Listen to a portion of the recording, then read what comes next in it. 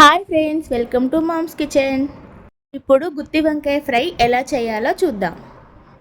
ఇప్పుడు stove on చేసుకొని ఒక ప్యాన్ పెట్టుకొని ఒక స్పూన్ ధనియాలు, ఒక స్పూన్ మినపప్పు, ఒక స్పూన్ శనగపప్పు, ఒక స్పూన్ జీలకర్ర వేసుకొని దోరగా వేయించుకోవాలి. ఇప్పుడు దీంట్లో కొద్దిగా ఎండు కొబ్బరి కూడా వేసుకొని వేయించి పక్కన పెట్టుకోవాలి.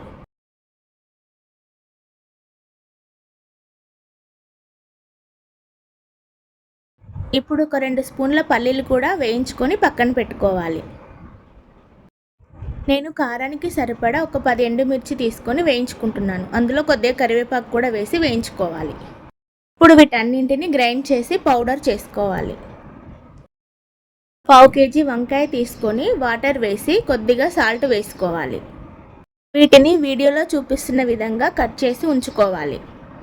రెడీ చేసి పెట్టుకున్న పౌడర్లో 1 టేబుల్ స్పూన్ ఆయిల్ వేసుకొని కలుపుకొని వంకాయలో స్టఫ్ చేసి పెట్టుకోవాలి.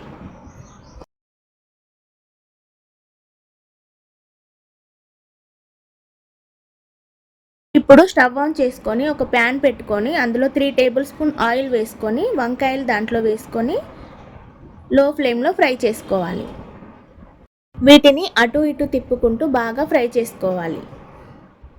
ఇప్పుడు ఇందులో మిగిలిపోయిన పౌడర్ కూడా వేసుకొని ఒక 2 మినిట్స్ ఫ్రై చేసుకొని స్టవ్ ఆఫ్ చేసుకోవాలి. అంతే, గుత్తి వంకాయ fry ready. Like, share and subscribe.